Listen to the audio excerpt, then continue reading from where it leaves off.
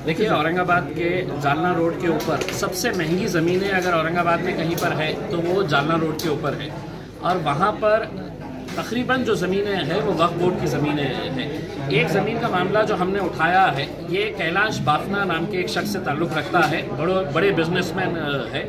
उन्होंने किसी तरह से इलीगल तरीके से मुतवल्ली से 99 ईयर्स के ऊपर लीज़ के ऊपर ले लिए वो जगह। उसके बाद जब उनको ये एहसास हुआ कि ये ज़मीन अब ये रोड के ऊपर ज़मीनों की कीमत आसमान चढ़कर बोल रही है, तो उन्होंने इस ज़मीन को बेचने का एक षड्यंत्र रचा। और उसको षड्यंत्र रचने के लिए उन्होंने औरंगाबाद के एक बड़े बिल्डर है जुगल किशोर तापड़िया साहब, उनका और संजय कासलीवाल नाम की एक कंपनी थी, तापड़िया एंड कासलीवाल एसोसिएट्स नाम की, इनके साथ इन्होंने डेवलपमेंट एग्रीमेंट किया। महानगर पालिका के अंदर फाइल सबमिट की और कहा कि हमको बिल्डिंग परमिशन है तो निकालना है, हम यहाँ पे शॉपिंग कॉम्प्लेक्स बना रहे हैं। महानगर पालिका ने वक्फ बोर्ड से कहा कि हम इनको एनओसी दो करके। एनओसी जब नहीं मिली तो महानगर पालिका के लीगल एडवाइज़र ने लिख दिया कि एनओसी की ज़रूरत नहीं, इसी लीज डीड को है तो हम एनओसी मानकर बिल्डिंग परमिशन दे दी गई। बड़ा भव्य एक शॉपिंग कॉम्प्लेक्स तैयार किया गया। इस दौरान जब संजय कासलीवाल साहब को ये पता चला कि ये मामले के अंदर अपन प्रॉब्लम में आ सकते हैं, वो कंपनी से बाहर हो गए। शुरुआत से ही वो बाहर हो गए और उसकी जगह लाया किसको गया है तो राजू लेखराज तनवानी, जो ऑलरेडी एक मैटर के अंदर, ज़मीनों के मैटर के अंदर जेल जाके आ चुके थे, तो उनको लाया गया। और उसके बाद फिर रजिस्ट्री ऑफिस के अंदर, लैंड रिकॉर्ड ऑफिस के अंदर, महानगर पालिका के अंदर किस तरह से साठगांठ किया गया। ये मामला लीगल है इलीगल है, ये कोर्ट के अंदर चल रहा था वक्फ ट्रिब्यूनल के अंदर। 2018 के अंदर वक्फ ट्रिब्यूनल ने ऑर्डर किया कि ये पूरा जो लीज डीडी है ये शुरुआत से ये टोटल इलीगल है और गलत तरीके से किया गया है। बिल्डिंग परमिशन जो दिया गया है वो भी टोटली इलीगल है। और यहाँ तक ट्रिब्यूनल ने कहा कि आप ये जजमेंट की कॉपी रजिस्ट्री ऑफिस को दें और रजिस्ट्री ऑफिस को ताकीद की जाए कि किसी भी तरह की कोई भी इस ज़मीन के ताल्लुक से कोई सेल डीड नहीं होनी चाहिए, कोई एग्रीमेंट नहीं साइन होना चाहिए करके। उसके बावजूद 2018 से लेकर 2020 तक धड़ाधड़ वहाँ पर रोज़ दुकानें बेची जा रही है। शॉपिंग कॉम्प्लेक्स, वहाँ पर बड़े बड़े धन्ना सेठों ने बड़ी बड़ी दुकानें खरीद ली हैं। हमारा एक अनुमान है कि ये पूरा 100 करोड़ रुपए के करीब का मामला है। और ये 100 करोड़ रुपए के मामले के अंदर तमाम अधिकारियों को खिलाया गया है। वक्फ बोर्ड के अधिकारी इतने ही दोषी है वहाँ पर। हमने ये मांग की है, मैंने खुद ने गृह मंत्री के पास जाकर है तो ये एक मेमोरेंडम दिया है, उनको बताया है, उन्होंने मुझे आश्वासन दिया है कि हम इसके ऊपर जल्द से जल्द कार्रवाई करेंगे। और अगर कार्रवाई नहीं होती है, इनके ऊपर FIR रजिस्टर नहीं होता है, तो मैं 26 तारीख के दिन औरंगाबाद के जिलाधिकारी दफ्तर के सामने अपने 1000 लोगों के साथ मैं वहाँ पर आमरण उपोषण के ऊपर, भूख हड़ताल के ऊपर मैं खुद बैठूंगा और सरकार को ये बताऊंगा कि इस मामले के अंदर कोई समझौता नहीं होगा। इसके अंदर FIR रजिस्टर करना ही करना है, क्योंकि कानून का धज्जियाँ उड़ाई गई है इस पूरे मामले को लेकर। इस ताल्लुक से आप पे बहुत सारा दबाव आया होगा।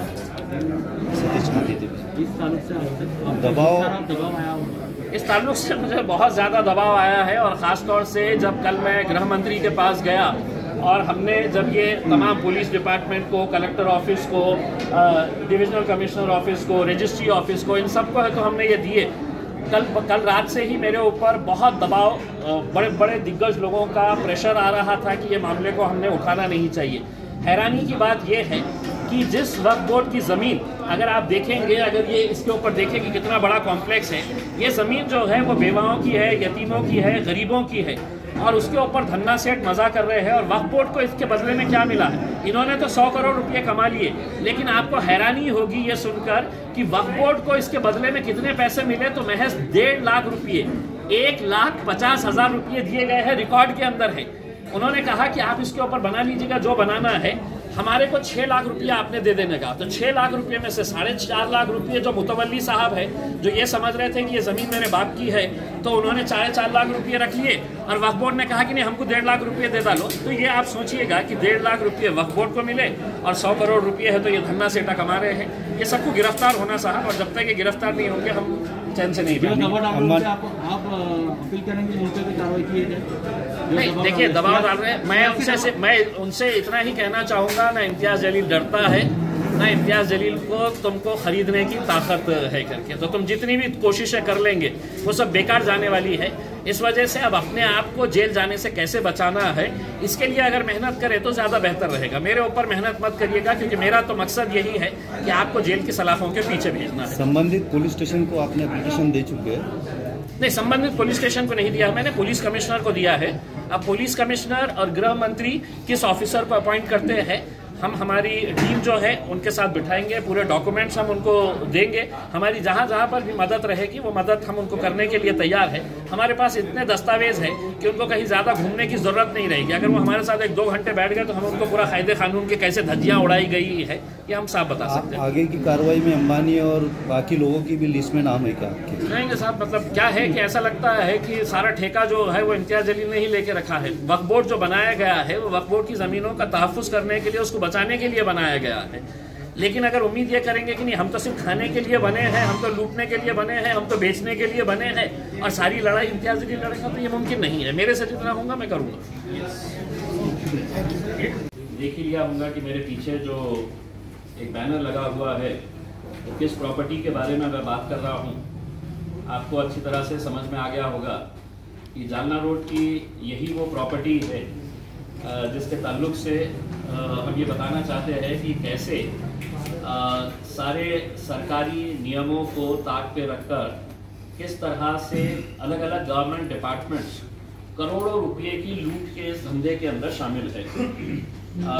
एक बात मैं साफ बताना चाहता हूँ कि जालना रोड की ये जो जगह है ये वक्फ बोर्ड की जगह है और वक्फ कानून के हिसाब से, चाहे वो पुराना कानून हो 19 पहले सबसे पहले तो मैं आपको तारुफ करवा दूँ, हमारे फारूक पटेल साहब है जो वक्फ के केसेस लड़ते हैं और जिनकी वजह से हमको बहुत मदद मिली है। शारिद नक्शबंदी साहब है हमारे पार्टी के अध्यक्ष।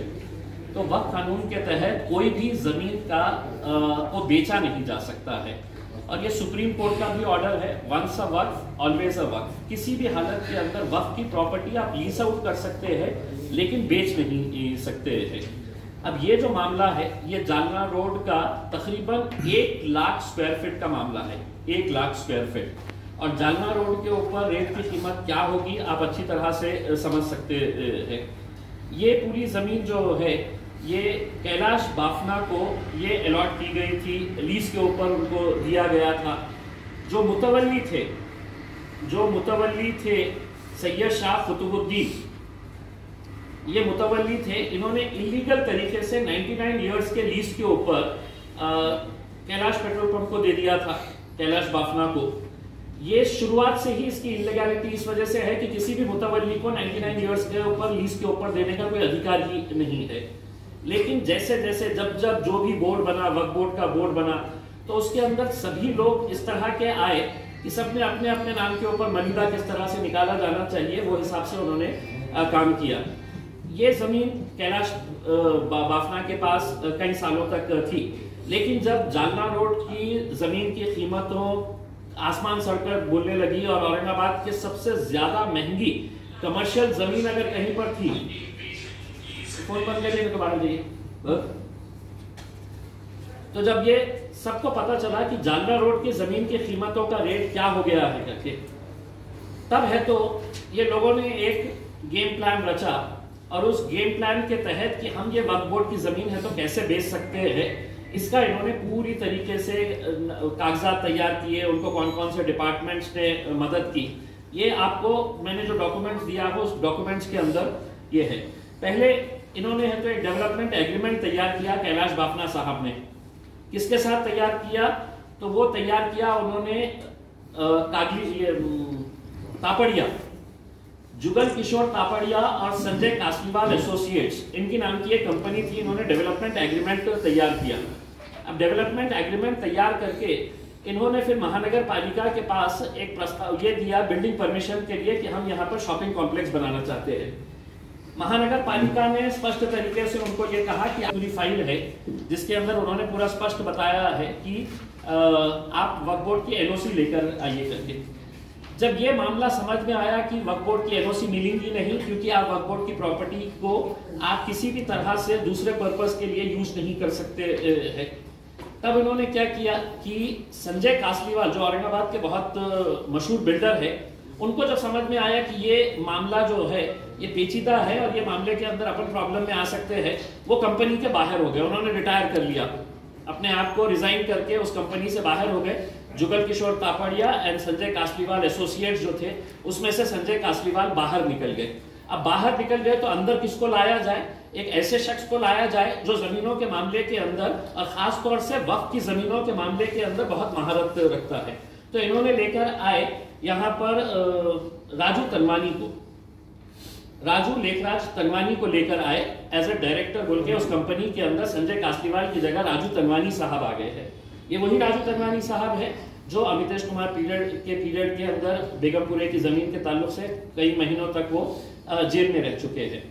अब ये जब आए उसके बाद से किस तरह का महानगर पालिका ने ये कह दिया कि नहीं, अब हमारे को एनओसी की जरूरत नहीं है। जो लीज डीड दी हुई है वो लीज डीड के अंदर एक क्लॉज है कि अगर मतलब ये हिंदुस्तान में कहीं पर भी इस तरह का क्लॉज किसी भी वक्फ बोर्ड की लीज डीड के अंदर नहीं है। जो इस लीज डीड के अंदर इन्होंने ये बताया है कि अगर वक्फ बोर्ड 1 महीने के अंदर एनओसी नहीं देती है तो जरूरत नहीं, ये लीज डीड को एनओसी समझकर है तो आपने बिल्डिंग परमिशन दे देना। और उसके तहत इन्होंने लीगल एडवाइजर को मैनेज किए। महानगर पालिका के लीगल एडवाइजर ने कहा कि हाँ ये मतलब इसको एनओसी की जरूरत नहीं है, एनओसी की जरूरत नहीं है तो आप है तो इसको बगैर उसके भी आप परमिशन दे सकते हैं करके।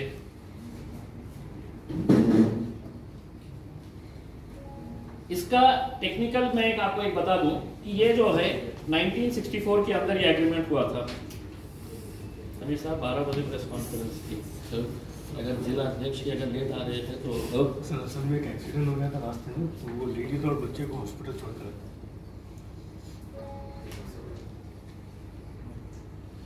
तो ये अगर देखा जाए तो इन्होंने क्या किए कि 1995 के अंदर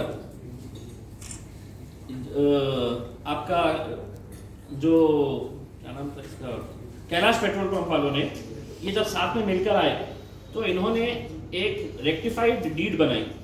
ऐसी डीड बनाई उन्होंने वक्फ बोर्ड के ऑफिसर्स को हाथ में लेकर कि 1964 से 99 इयर्स की लीज कब खत्म हो रही है, 1964 से तो वो 2063 को खत्म हो जा रही है 99 इयर्स की लीज के हिसाब से। इन्होंने 1995 के अंदर उसी लीज डीड को रिवाइज किया और ये कहा कि अब है तो 1995 से है तो हम और 99 इयर्स के लिए है तो हम ये लीज तैयार कर रहे हैं करके, जो मतलब अगेन इलीगल है क्योंकि वक्फ एक्ट के हिसाब से किसी को भी 3 साल से ज्यादा देने का अधिकार ही नहीं है। तो इन्होंने अपना बना लिए। 1995 के अंदर वक्फ बोर्ड का सीईओ जो भी होगा उसने है तो इनके साथ साठगांठ करके पूरा ये मामला कर लिया। अब ये जो मामला आया इसके बाद 96 में वक्फ बोर्ड को रियलाइज हुआ कि नहीं, हमने तो 64 से दिए थे इनको जमीन, अब इन्होंने 1995 से है तो दोबारा है तो 99 इयर्स का लीज डीड एक्सटेंड कर दिए है करके। तो 96 के अंदर एक रजिस्टर्ड डीड फिर से तैयार हुई और उसके अंदर ये बताया गया कि नहीं, आपका जो है वो 1964 से ही कैलकुलेट किया जाएगा। उस हिसाब से अगर देखा जाए तो 41 साल रहते थे। लेकिन अब इन्होंने बिल्डिंग परमिशन ले लिया, वहां पर जाकर है तो एक बड़ा कॉम्प्लेक्स तैयार हो गया। अब वो कॉम्प्लेक्स का जब किसी भी हालत के अंदर ये बेचा नहीं जा सकता है तो मैंने ये इसकी पूरी जानकारी बनाई और जानकारी बनाकर मैंने वक्फ के जो मंत्री है अल्पसंख्यक विकास व औकाफ, कौशल्य विकास व उद्योजकता, जनाब नवाब मलिक साहब जो वक्फ के मिनिस्टर है, मैंने वक्फ के मिनिस्टर साहब को एक पत्र लिखा और उनको ये बताया कि साहब ये वक्फ की प्रॉपर्टी है और धड़ल्ले से इसकी खरीदो फरोख्त चालू है, करोड़ों रुपये का इसके अंदर लेन देन चल रहा है, करोड़ों रुपये के अंदर छोटी छोटी दुकानें बेची जा रही है करके। तो उन्होंने मुझे लिखित रूप के अंदर रिप्लाई दिया है, वो रिप्लाई की कॉपी भी मैंने आपको अटैच किया हूं, जो दिसंबर 2020 को आया, यानी कि कुछ दिन पहले ही ये पत्र, 1 महीना भर पहले ही मेरे को ये पत्र मिला। अगर ये पत्र को पढ़ेंगे तो उन्होंने बताया कि कैसा कैसा इसके अंदर ये मामला है। इसमें सिर्फ आखिरी का जो एक लाइन है, वो आखिरी की लाइन ये है, सदर जागे संदर्भात कोणतेही खरेदी विक्रीचे व्यवहार करण्यात येऊ नयेत असे जाहीर प्रकटन वक्फ मंडळाने काढले आहे। यानी कि वक्फ बोर्ड बोल रहा है कि ये इसकी जमीन के ऊपर कोई भी इसके ऊपर खरीदो फरोख्त हो नहीं सकती है, कोई इसको बेच नहीं सकता है। हमने ऐसा जाहिर प्रकटन दिए। अब मैं वक्फ बोर्ड के अधिकारियों से ये विनती करना चाहूँगा कि आप बताइएगा कि ये जाहिर प्रकटन कहाँ पर दिए है आपने, और जाहिर प्रकटन नहीं, वक्फ एक्ट के हिसाब से ये है। अगर आप कहेंगे कि हमने कोई तो भी एक साप्ताहिक पेपर के अंदर दे डाले है, कोई तो भी एक छोटे मोटे पेपर के अंदर, वक्फ एक्ट स्पेसिफिकली बोलता है कि अगर किसी को भी लीज दे रहे हैं तो आप उसके अंदर नेशनल डेली के अंदर और एक रीजनल टॉप डेली के अंदर है तो आपको है तो ये देना पड़ेगा कि हम ये लीज है तो इनको दे रहे हैं करके। ऐसा नहीं किया गया है। अब नवाब अली साहब ने बोले हैं तो मैं ये मानकर चलता हूँ कि उन्होंने दिए होंगे, तो अब ये वक्फ बोर्ड की जिम्मेदारी है उन्होंने बताना कि जाहिर प्रकटन कहाँ पर दिए हैं करके। ये मामला जो है, जब ये मामला वक्फ बोर्ड के जरिए और इनके जरिए कोर्ट में गया तो वक्फ ट्रिब्यूनल ने, वक्फ ट्रिब्यूनल का मतलब ये होता है कि जो वक्फ ट्रिब्यूनल का जो जज होता है वो डिस्ट्रिक्ट रैंक का, डिस्ट्रिक्ट जज के रैंक का होता है। तो वो ये मामला जब कोर्ट के अंदर गया कि इसके अंदर ये 1964 की लीज लीगल है क्या, 1995 के अंदर जो रिवाइज किया गया है ये लीगल है या इलीगल है करके, तब है तो ए शाहपुरे साहब चेयरमैन है जो वक्फ ट्रिब्यूनल के और जिनका रैंक डिस्ट्रिक्ट जज के बराबर होता है, इन्होंने अपने ऑर्डर पास किए।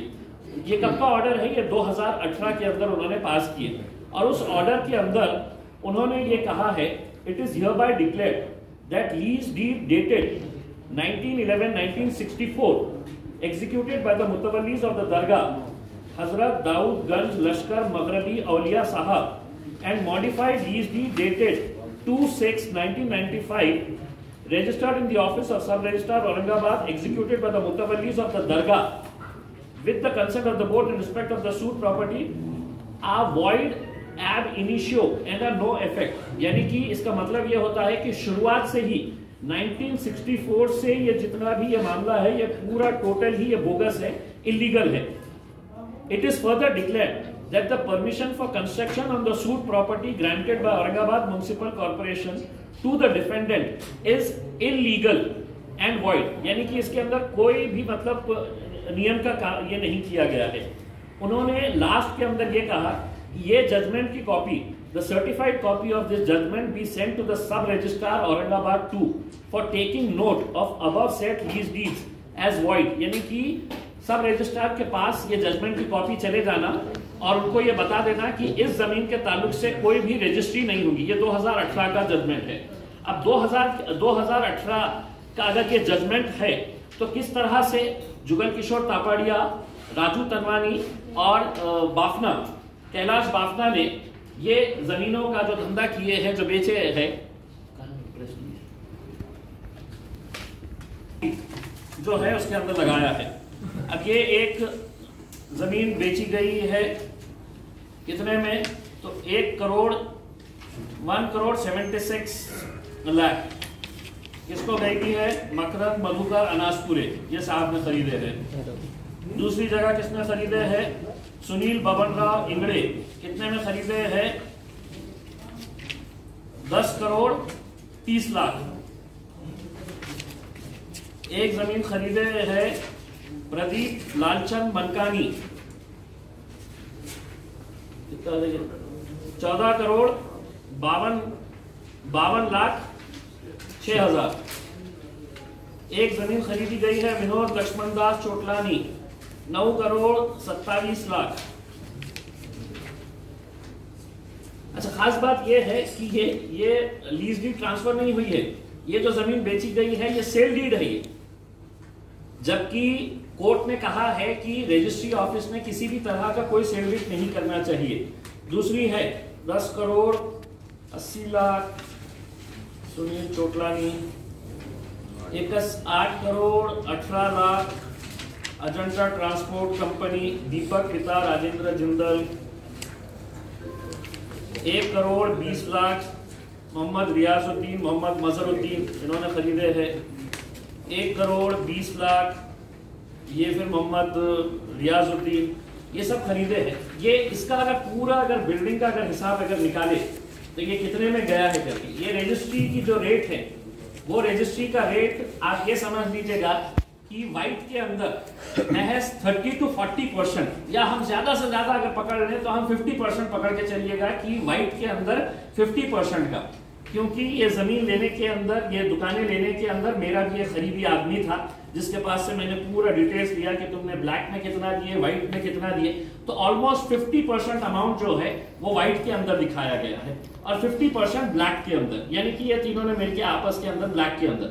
तो इसका अगर पूरा हिसाब अगर निकाला जाए तो एक अंदाजे के हिसाब से, हमारे अंदाजे के हिसाब से ये 100 करोड़ के ऊपर जा रहा है, 105 करोड़ के करीब ये आ रहा है। गिरी पड़ी हालत के अंदर हम बोलेंगे कि भाई 100 करोड़ भी अगर पकड़ ले तो 100 करोड़ के हिसाब से ये पूरा मामला सामने आया है। इसके लिए वक्फ बोर्ड की जो जमीन है, वो जमीन के बदले में हम आपको ये परमिशन दे रहे हैं, आपने वहां पर क्या कॉम्प्लेक्स बनाने का है आप बनाइए। वक्फ बोर्ड को आपने क्या देना चाहिए, तो वक्फ बोर्ड को कितना पैसा मिला है आप लोगों को सुनकर हैरानी होगी कि वक्फ बोर्ड को टोटल इनके तरफ से कितना पैसा देने का निर्णय लिया गया, तो 6 लाख रुपये। 6 लाख रुपये में से वक्फ बोर्ड को मिलेंगे महज 1.5 लाख रुपये, 1,50,000 रुपये जो उन्होंने दे दिए कैलाश बाफना साहब ने और उनकी पूरी टीम ने, 1.5 लाख रुपये, और 4.5 लाख रुपये मिले डायरेक्ट मुतवल्ली को। यानी कि जिस जमीन के ये 100 करोड़ बना रहे हैं, ये वक्फ की जमीन जो गरीबों की है, यतीमों की है, बेवाओं की है, वक्फ बोर्ड को मिल रहा है 1.5 करोड़। अब मेरी मांगनी ये है, और इस मांगनी के लिए मैंने पिछले तकरीबन 1.5 साल से मैं लगातार इसके लिए फॉलो कर रहा हूं। मेरे पास पूरे डॉक्यूमेंट्स हैं। किसी ने कहा कि आप प्रेस कॉन्फ्रेंस ले लेंगे तो वो लोग है तो पूरा मामला डॉक्यूमेंट चेंज कर देंगे, टेम्परिंग कर देंगे। मेरे पास पूरे ओरिजिनल डॉक्यूमेंट्स है। ये मामला जैसे ही हमको पता चला तो मुझे किस तरह का प्रेशर आया है, किन किन लोगों की तरफ से आया है, कौन कौन से धरना सेठों ने मुझे फोन कर कर कहा है कि साहब मिल लीजिएगा, एक बार बात कर लीजिएगा करके, उसमें ये सब हुआ। उसके बावजूद मैंने कल के दिन महाराष्ट्र के गृह मंत्री अनिल देशमुख साहब से एम्बेसडर होटल के अंदर गया, पूरे डॉक्यूमेंट्स लेकर गया, पूरे चीजें बताया उनको, और ये बताकर उनको ये कहा कि साहब ये इसके अंदर अगर सिर्फ एक प्रॉपर्टी के अंदर अगर 100 करोड़ रुपए का ये मामला है, इसके अंदर कौन कौन लोग शामिल है, तो महानगर पालिका का जो टाउन प्लानिंग सेक्शन है उनके अधिकारी शामिल है, जो विदाउट ऑब्टेनिंग द एनओसी इनको दे देते हैं, वो लीगल एडवाइजर उस वक्त जो भी रही होगी वो उसके अंदर शामिल है, और इनको कितना कितना पैसा दिया गया है ये भी मैंने कहीं ना कहीं से निकाला हूं कि किन किन लोगों को कैसा कैसा बांटा गया है। साथ ही साथ रजिस्ट्री ऑफिस के अंदर ये बंधन कारक होता है, ये कोर्ट ने जजमेंट दो या ना दो, ये एक्ट के हिसाब से अगर कोई भी किसी की भी जमीन लेके जाके अगर वहां पे अगर रजिस्टर कर देगा, उसने आपकी खाली जमीन पड़ी है, मैंने जाके कहा कि मेरी रजिस्ट्री कर दो, तो कर, आपको जिस किसी की भी जमीन है उसकी एनओसी होना पड़ता जरूरी है, कंपलसरी है। एक एक रजिस्ट्री के पीछे मुझे जो बताया गया है, रजिस्ट्री ऑफिस के अंदर विदाउट एनओसी के हम रजिस्टर करके देंगे आपको 25-25 लाख रुपए एक एक रजिस्ट्री के पीछे रजिस्ट्री ऑफिस के अंदर दिए गए।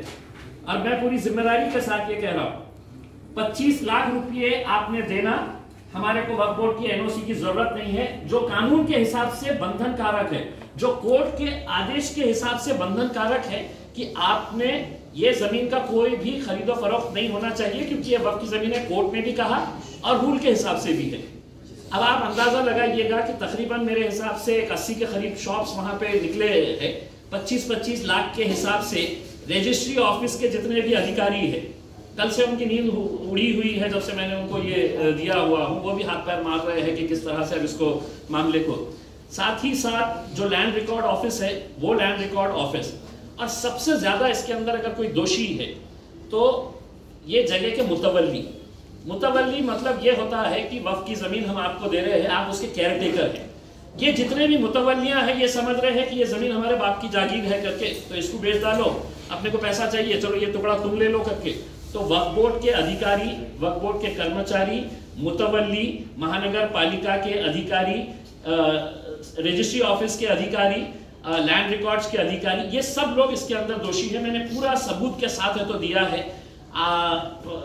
गृह मंत्री साहब ने कल ही कमिश्नर साहब को आदेशित किया, उनको बताया कि इसके लिए है तो डिटेल के अंदर छानबीन जा करके इसकी इंक्वायरी करें।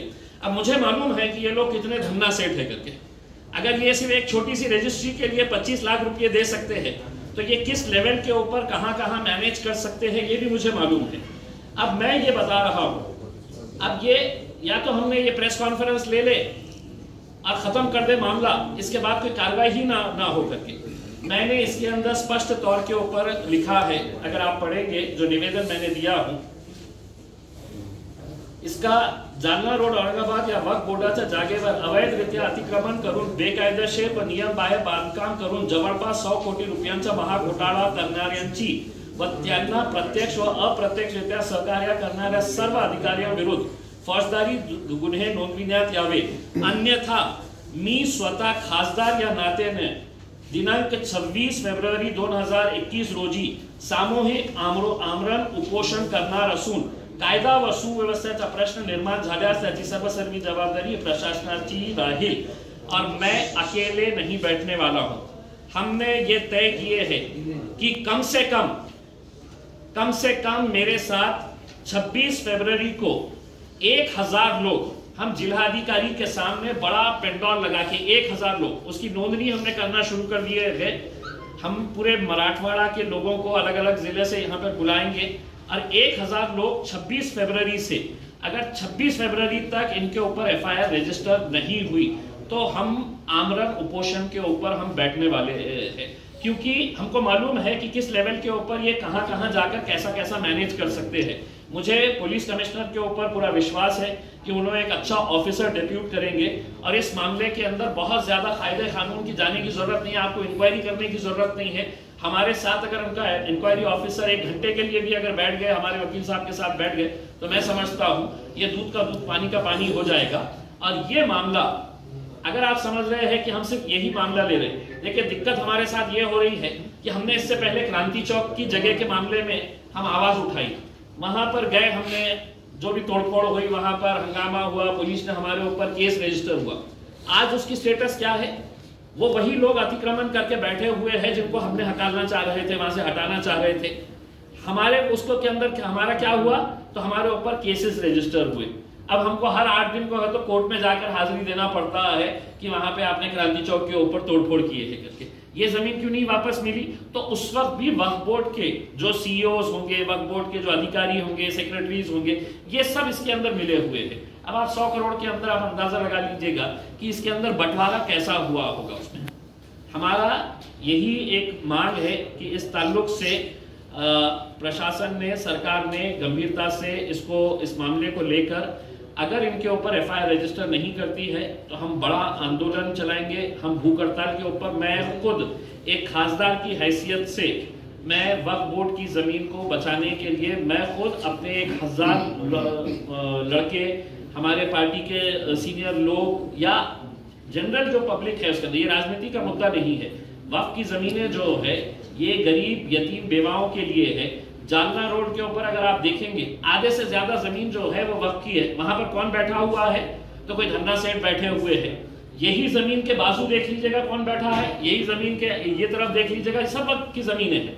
मुतवल्लियों ने बेच दिए और बेचने के बाद धड़ल्ले से इसकी रजिस्ट्री डीड ये वो सब होती जा रही है। अब हम यही उम्मीद करते हैं कि सरकार इसको संजीदगी से लेगी और एक्शन लेगी। और इसमें बहुत सारे, मतलब सभी राजनीतिक पार्टियों के लोग इसके अंदर शामिल हैं। जैसे अगर भीड़ के अंदर आप देखेंगे तो भीड़ का जो वहां का दबंग नेता है, जैसे जयदत्त क्षीरसागर हो गए हैं, जालना के अंदर जो भी दबंग नेता थे, ये सब लोगों ने अपने अपने दबा के रखे हुए हैं उसमें। अब हमने इसकी शुरुआत की है और ये शुरुआत करके हम यकीनन औरंगाबाद के अंदर खुद मैं तमाम वो लोगों को जिन्होंने ये वक्फ की जमीनों के ऊपर ये इस तरह के प्रोग्राम, अभी और एक तकरीबन 130 एकड़ जमीन का एक मामला है जिसके अंदर औरंगाबाद के बड़े बड़े धन्ना सेठ लोगों ने है तो एक कंपनी फॉर्म करके है तो उसके ऊपर वहां पर बहुत बड़ा एक वो बना रहे हैं। हमारी तो पूरी कोशिश रहेगी साहब कि ये पूरे लोग, ये लोगों ने जेल जाना चाहिए, और अगर जेल नहीं जाएंगे तो फिर आंदोलन कैसा छेड़ने का है ये हमने इसकी पूरी तयारी करके रखे हुए हैं। तो वक्फ बोर्डाची जमीनची खरेदी विक्री होऊ शकत नाही, मतलब हे स्पष्ट आहे, मतलब त्याच्यामध्ये काही वेगळं सांगण्याची गरज नाही आहे। वक्फ बोर्डाची जागा जे आहे ना ते लीज डीडवर देऊ शकता तुम्ही की इतक्या वर्षासाठी, 3 वर्षासाठी आम्ही तुम्हाला हे लीजवर देतो, तुम्ही तुम्हाला तिथे जे कारोबार करायचे आहे ते कारोबार करा, त्याच्यानंतर ते रिन्यू होऊ शकतं।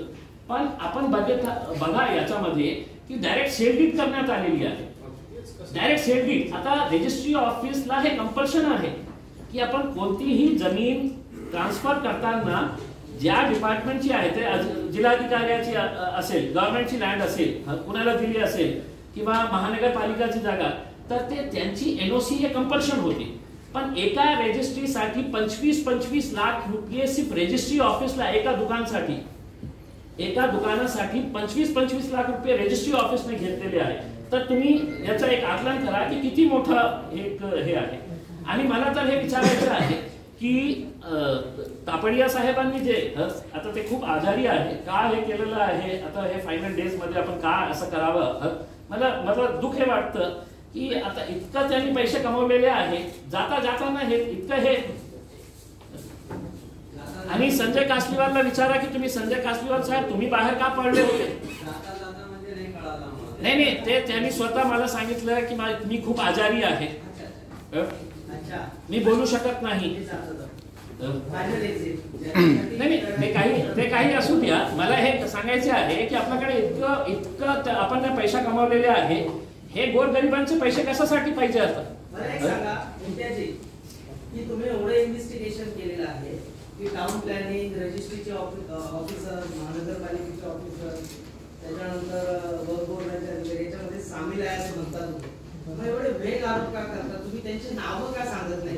जर तुम्ही एवढं इन्व्हेस्टिगेशन केलं असेल तर तुम्ही एक अधिकाऱ्याचे नाव सांगा ना. नाही काय आहे की मला 1995 आणि 96 मध्ये वक्फ बोर्डाचे कोण अधिकारी होते, कोण सीईओ होता हे मला माहित नाही. पण मी एक सांगतो ना, इन्क्वायरी मध्ये ते येईल ना की 1995 मध्ये कोणी हे केलेलं आहे.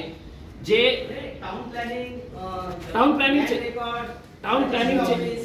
प्लॅनिंगचे ही 2003 ला कोण लीगल ऑफिसर होती, मी वर्ष सांगतो ना. ते इन्क्वायरी मध्ये आपण इन्क्वायरी केली, पोलिसांनी इन्क्वायरी केली तर ते स्पष्ट होतील ना. आणि मी संजय कासलीवाल जे बाहेर पडले, त्यांचा या केसमध्ये काही संबंध नाही. आणि त्याला कळालं होतं की बाबा यामध्ये आपण भागडीत पडायचं नाही, आपण जेलमध्ये जाऊ शकतो, ते बाहेर पडले. कागलीवाल त्यांचं नाव घेतो ना मी. दुसरा म्हणजे राजू तनवानी यांचं नाव घेतो ना मी. हे सगळं करत असताना आता त्याच्यावर जे सिग्नेचर्स आहे ते मला मतलब एक सिग्नेचर मला कळाली की मतलब कोण होता टाउन प्लॅनिंग मध्ये सिग्नेचर आहे याच्यावर. चांबले मतलब असे इनिशियल्स आहे त्यांचे. आता लीगल ऍडवायझर कोण आहे म्हणजे याचा अर्थ हे नाही आहे की मी त्यांचं नाव घेत नाही. आता इन्क्वायरी जेव्हा होईल तर ते कळेल ना की हे सिग्नेचर कुणाची आहे करते. हे मला आता मी सांगू शकत नाही की हे सिग्नेचर कुणाची आहे, पण हे सगळे डॉक्युमेंटेड आहे, हे महानगरपालिकेचेच आहे. तुम्ही गृहमंत्र्यांना तक्रार दिलेली आहे, मात्र याचा सक्षम विभाग जो आहे हा जो प्रकार आहे तो पोलिसांकडचा नाही तर हा महसुली प्रकार येतो किंवा तशा स्वरूपाची तुम्ही कुठे तक्रार केली आहे का, न्यायालयात जाणार आहात कसं काय. नाही मी हे जे कंप्लेंट केलेली आहे. आता एक गोष्ट हे होऊ शकतं की जेव्हा ट्रिब्युनलने हे दिलं, एक जजमेंट दिलं 2018 ट्रिब्युनलने, वक्फ ट्रिब्युनलने, की हे सगळं इलिगल आहे. याच्यामध्ये आपण रजिस्ट्री ऑफिसला इन्फॉर्म करा की याच्या बाबतीत कोणताही सेल डीड अग्रीमेंट होणार नाही. हे सगळं दिलं. नंतर ते कोर्टात गेले आणि कोर्टाने हायकोर्टाने त्यांना स्टे दिलं. कशासाठी दिलं की आपण हे जे जागा महानगरपालिका हे जे वक्फ बोर्ड बोलत आहे की हे एन्क्रोचमेंट आहे त्याच्या बाबतीत. पण वक्फ ट्रिब्युनलने किंवा हायकोर्टाने हे सांगितलं नाही की तुम्ही 2018 पासून हे कोर्टात जेव्हा प्रकरण आहे तर तुम्ही लवकरात आपलं हे बांधा आणि ते विकून टाका करते. आता तुम्हाला एक दुसरी गोष्ट एक सांगतो की 2018 पासून 2020 पर्यंत वक्फ बोर्डाने एफिडेव्हिट सबमिट केली नाही आणि दरवेळी ते हे मागणी करत आहे. तर हे जे केस आहे, जो कोर्टामध्ये केस आहे ते वेगळं केस आहे की त्यांचं हे अतिक्रमणचं आहे. वक्फ बोर्ड म्हणतं की हे अतिक्रमण आहे, हे इलिगल आहे, हे बनवलेलं जे आहे हे सगळं इलिगल आहे. पण आमच्या जे आहे कोर्टांना आदर करून आम्ही हे सांगतो की आम्ही जे हे आज पत्रकार परिषद घेतलेली आहे त्या बाबतीत नाही. हे जे क्रिमिनल ऑफेन्स झालेला आहे की इलिगल तुम्ही एका जागेचं विकून टाकत आहे त्याच्या बाबतीत हे पत्रकार परिषद आहे कि मतलब आप 2018 के अंदर आपको कोर्ट ने बोल दिया है कि यह तो इसको बेचना नहीं, और आप 2018 से धड़ाधड़ डेली 2018, 19, 20 तक अभी भी रजिस्ट्री चालू है, अभी भी रजिस्ट्री चालू है उसमें. यानी कि इसका मतलब यह है कि वक्फ बोर्ड ने बोला कि हम खामोश बैठते हैं, तुम जल्दी से निकाल दो, जितने बेच सकते हो उतने बेच डालो, हमारे को क्या देना है दे डालो करके। तो ये पूरा मामला इस तरह का आया है। इसमें सब लोग शामिल है, इसमें वक्फ बोर्ड उतना ही जिम्मेदार है। वक्फ बोर्ड का सीईओ से लेके कहां पे कौन कौन लोगों ने कितना कितना बनाए होंगे आप अंदाजा लगिए। सर या सगळ्या प्रोसेस मध्ये वक्फ बोर्ड, महानगरपालिका आणखी काही जे ऑफिसर्स आहेत ते कोण कोण आहेत? आता पुन्हा तोच प्रश्न आहे की कोण कोण अधिकारी आहेत, कारण मोठ्या अधिकाऱ्यांच्या परमिशन शिवाय हे सगळे मोठे गोष्टी होत नाही। तर त्यावेळेस कोणते कोणते अधिकारी होते, कोण कोण अधिकारी होते, महानगरपालिकेचे कमिशनर कोण होते, वक्फ बोर्डाचे संचालक कोण होते, आणखी काय कलेक्टर कोण होते, त्याची यादी आहे का? म्हणजे हे जबाबदार आहेत असं तुम्हाला म्हणायचंय का नाही? हे जबाबदार हा मला आता हे प्रश्न आहे। हे एक जे आहे ना, जयंत हरवाडकर सहाय्यक नगर रचनाकार, हे ज्यांच्या काळात हे झालं होतं। मग त्याच्यामध्ये चांबले यांची सिग्नेचर आहे, विधी सल्लागार महानगरपालिका औरंगाबाद यांची जे सिग्नेचर आहे त्याच्यातून हे कळत नाही की हे कोण होती। 2017चा हे आहे। तर सहाय्यक रचनाकार हे यांच्याही सिग्नेचर हे स्पष्ट होत नाही की हे सिग्नेचर कोणाची आहे करते। पण मला हे सांगायचे आहे, हे सगळं फाईल आहे। आता मी जे कोणी इन्क्वायरी करेल ते रेव्हेन्यू डिपार्टमेंटला करू द्या, पोलिसांना करू द्या, अँटी करप्शनला करू द्या, मी सगळं फाईल देते ना। आता महानगरपालिकेमध्ये ते गेलं आणि त्यांनी विचारलं की हे 2017 मध्ये हे टाउन प्लॅनिंग डिपार्टमेंट मध्ये कोण कोण होतं, तर स्पष्ट होतील ना। म्हणजे कुणाचंही नाव लपवण्याचं कारण नाही। मी इतकं मोठ्या लोकांचं नाव घेऊ शकतो, तर हे ते आहे, हे छोटे छोटे पैसे घेऊन आपला काय पाहिजे तुम्हाला, तर हे करतो। सर मला एक प्रश्न आहे, सर मेरा एक प्रश्न आहे। अनिल देशमुखने तुम्हाला आश्वासन दिलेलं आहे की कारवाई होईल, ही म्हणजे आयुक्तांकडे ही फाईल गेलेली आहे। आता मी एक पुन्हा एक गोष्ट सांगतो की संजय भाटिया म्हणून जे हे आहे लोकायुक्त, अपर लोकायुक्त जे आहे, मी मुंबईला गेलो होतो त्यांच्याकडे आणि त्यांना हे सगळं प्रकरण सांगितलं आणि मी त्यांना सांगितलं की साहेब, मी याच्या बाबतीत फक्त महानगरपालिका किंवा जे कन्सर्न लोक आहेत यांना हे सांगितलेलं नाही। तुम्ही माझं हे प्रेस रिलीज बघितलं असेल तर मी याच्या बाबतीत पंतप्रधानांना पण लिहिलेले आहे आणि पंतप्रधानाकडून हे महाराष्ट्र सरकारला निर्देशित करण्यात आलेले आहे की हे प्रकरण खासदार इम्तियाज जलील साहेबांनी आणलेले आहे, याची सखोल चौकशी करून आम्हाला रिपोर्ट पाठवा। मी पंतप्रधानाला लिहिलं, मग मी कुणाला लिहिलं तर सेंट्रल मायनॉरिटी हे जे आहे सेंट्रल गव्हर्नमेंटचे मायनॉरिटी डिपार्टमेंट, हे सगळ्यांनी मला उत्तर दिले की हे जे मामला आहे हे राज्य सरकारची आहे। Ministry of minority affairs, Pramod Kumar Das IAS secretary, त्यांनी मला दिले। I have got the matter examined as the matter falls within the purview of the state government. A copy of your above referred letter has been forwarded to State Government of Maharashtra via Ministry's letter for necessary action in the matter. मी सगळ्यांकडे हे पाठवलेलं आहे। मला हे सांगायचे आहे की कोर्टाचा दरवाजा माझ्यासाठी उघडा आहे। त्यामध्ये मला एकही असा प्रोजेक्ट दाखवा, एक प्रोजेक्ट आपल्याकडे 93 हेक्टर्स जागा आहे पूर्ण महाराष्ट्रामध्ये, एक प्रोजेक्ट दाखवा महाराष्ट्रामध्ये की जे लोकांसाठी तुम्ही केलेले आहे। तुम्ही ज्याला मला दिली, मी घर बांधलं, त्याने दुकान बांधलं, धंदा सेटाला विकून टाकलं, पण तुम्ही लोकांच्या हितासाठी काय प्रोजेक्ट आणलं? मी तर औरंगाबाद मध्ये एक स्किल डेव्हलपमेंट युनिव्हर्सिटी आणण्यासाठी मुनगंटीवार साहेबांच्या मागे लागलो होतो। आता या गव्हर्नमेंट मध्ये ही मी पुन्हा जाऊन त्यांना विनंती केली की साहेब फक्त जागा पाहिजे आम्हाला, बाकीची जागा द्या, पैसे नको पाहिजे आम्हाला, पैसे आम्ही उभा करू। आम्ही अनेक लोकांशी बोललो, अनेक मोठे जो फंडिंग करणारे ट्रस्ट आहे त्यांनी तयारी दर्शवली की नाही, हो तुम्ही जागा द्या, आम्ही तिथे स्किल डेव्हलपमेंट युनिव्हर्सिटी तयार। त्या स्किल डेव्हलपमेंट युनिव्हर्सिटीमध्ये आपण चांगलं काम करू शकतो ना। म्हणजे याचा अर्थ हे आहे की ज्यांच्याकडे पैसे आहेत ते सगळं जागा लुटून खाणार, काहीतरी कुठेतरी अंत व्हायला पाहिजे ना सामान्य लोकांचे। 2018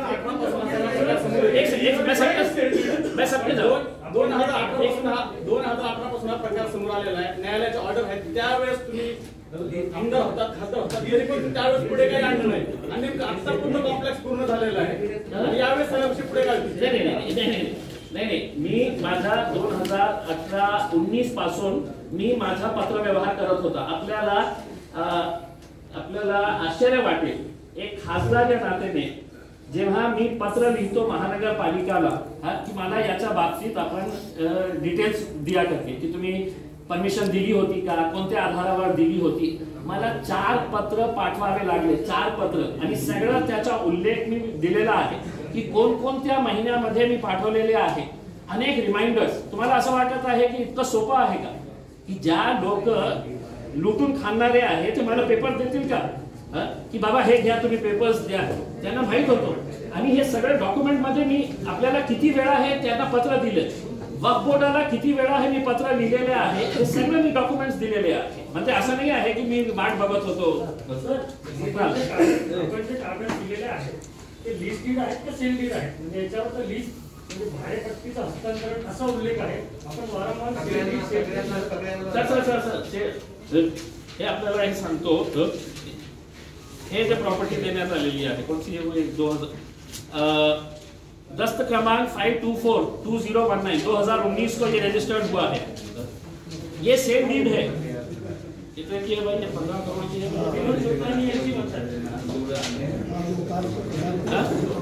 1 करोड़ 50 लाख ये सेल डीड है सर.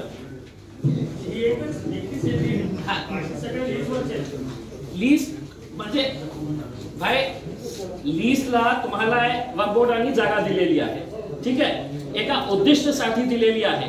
तुम्हाला कोणताही अधिकार नाही आहे, कोणताही अधिकार या नियमाप्रमाणे. असे काय उद्दिष्ट होते हे काही तुमच्या समोर आले का? कोणत्या उद्दिष्टासाठी ती जागा यांना भाडेतत्त्वावर देण्यात आली? आता ते काय आहे की त्यांचा बिझनेस होता, मग 1995 मध्ये जेव्हा त्यांनी रिवाइज केली तर त्यामध्ये स्पष्ट लिहिलेले आहे की तुम्ही तुमचं गोडाऊन तिथे बांधू शकतो, तिथे तुम्हाला जे आपले बिझनेस एक्सपांड करण्यासाठी पाहिजे तर तुम्ही करू शकता.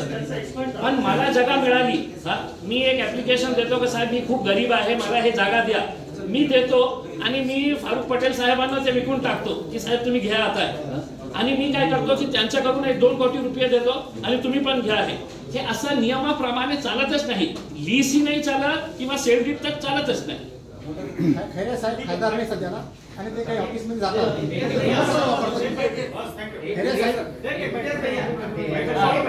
एक आखरी एक मला प्रश्न असा पडला आहे की तुम्ही 1 महिन्यापूर्वी प्रेस घेताय, इशारा प्रशासनाला देताय आणि 1 महिन्यानंतर म्हणजे 26 फेब्रुवारीला यस देखिए स्टॅम्प घेण्याची गरज काय आहे? नहीं देखिए ये बहुत अच्छा ये है कि आपको पता होगा कि लोकसभा का अधिवेशन शुरू है और ये जो मामला है ये ऐसा नहीं है कि कोई एक इंक्वायरी ऑफिसर जाएगा किसी एक और डिपार्टमेंट के अंदर.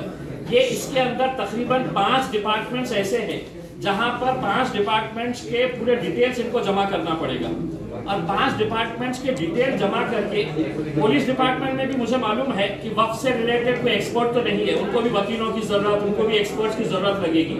तो 15 तारीख तक लोकसभा का अधिवेशन है, 15 से 20 तक हम गुजरात के उसके अंदर रहेंगे, इसलिए हमने तो 26 तारीख की डेट दी है. सब खतर नहीं है कि आज कोर्ट का इस्तेमाल कर रहे हो, खतर के डॉक्यूमेंट का लेटर का इस्तेमाल कर रहे हैं. बोलिए नेक्स्ट टाइम भी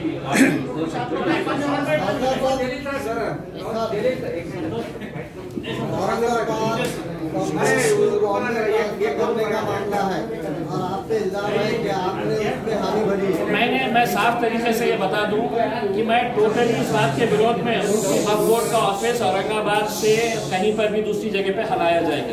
सबसे ज्यादा वक्फ की जमीनें जो है वो मराठवाड़ा के अंदर है और मराठवाड़ा के अंदर औरंगाबाद में ही वक्फ बोर्ड का ऑफिस रहना है. ये स्पष्ट तरीके से ये गलत खबर फैलाई गई है कि मैंने इसका समर्थन किया है. मैं कट्टर विरोधी हूँ इस बात का कि यहाँ से वक्फ बोर्ड नहीं जाना. कल जो ट्वीट किया गया था, मराठी देखिए, पुणे मुंबई एक्सप्रेसवे का एक वीडियो हमारे ही औरंगाबाद के अखिल सागर गुडी लाइन के अंदर जो सागर होटल है वो और उनके साथ उनकी फैमिली गाड़ी में जा रही थी.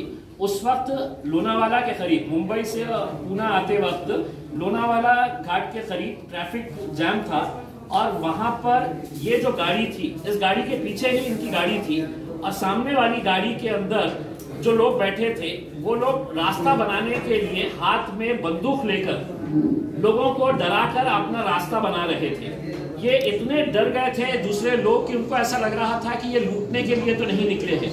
हैरानी की बात यह है कि जो गाड़ी चला रहा था वो बंदे के हाथ में भी एक पिस्टल थी और जो पीछे बैठा हुआ था वो भी एक बंदूक बाहर निकालकर ट्रक ड्राइवर और दूसरे गाड़ियों वालों को धमका रहा था कि तुम रुको, हमको जाना है करके। हमको ये पूछना है कि महाराष्ट्र के अंदर क्या गुंडा राज चल रहा है? जो गाड़ी, ये जरा बाहर चले जाइए, चलिए बाहर। जो गाड़ी थी, उस गाड़ी के पीछे अगर आप देखेंगे तो शिवसेना का लोगो है। मुझे नहीं मालूम कि वो गाड़ी किसकी है, लेकिन शिवसेना का अगर लोगो लगा है तो मैं यही मानूंगा कि वो शिवसेना का लोगो है, और उस गाड़ी का नंबर भी साफ तरीके से दिख रहा है। अब ये घटना होने के इतने घंटे होने के बावजूद भी अभी मुझे पता चला है कि गृह राज्य मंत्री ने कहा कि हम इंक्वायरी करेंगे। अब कहीं इंक्वायरी क्या करेंगे? आपकी बंदूक साफ दिख रही है, गाड़ी का नंबर दिख रहा है, इसके ऊपर कार्रवाई करिए। मुझे एक मीडिया वाले ने कहा कि आप एफआईआर करेंगे क्या? मैंने कहा कि मैं नहीं करूंगा, मैंने पूरी जिम्मेदारी के साथ वो डाल दिया है। अब अगर आपको कार्रवाई करना है करे, नहीं तो अपने जितने भी आपके गुंडे मवालियां हैं उनके सबके हाथ में बंदूक दे दे और इसी तरह का गुंडा राज चलाइएगा करके। ये मैं उद्धव ठाकरे साहब को, गृह मंत्री अनिल देशमुख साहब को और महाराष्ट्र के डीजीपी साहब को कहता हूं कि मैंने पूरी जिम्मेदारी एक खासदार की हैसियत से ये वीडियो डाला है। आपको कार्रवाई करना है करिए, नहीं करना है तो और बंदूकें चलाइए, जिसके हाथ में देना है। तुमच्या इंस्टाग्रामच्या पेजला एक पोस्ट आहे, त्यामध्ये भारताचा नकाशा पूर्ण दाखवण्यात आला नाही, काश्मीरचा नकाशा त्यात काढून टाकलेला आहे। मी इंस्टाग्राम वापरत, तुमचंच पेज आहे, एफआईआर रजिस्टर करा, कुणालाही सांगा एफआईआर रजिस्टर करायला। मी इंस्टाग्राम यूज नाही करत। राज ठाकरे परत अयोध्येला जात आहेत। एक मिनिट तुम्ही जाणार नाही का? राज ठाकरे ओळखत नाही काय काय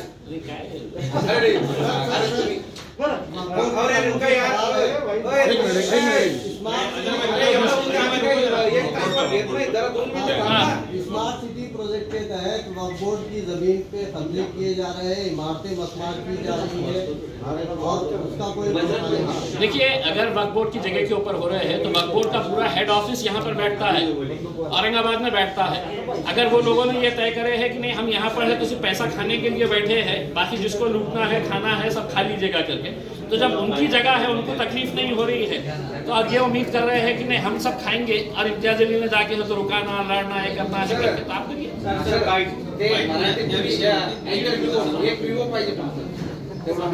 मराठी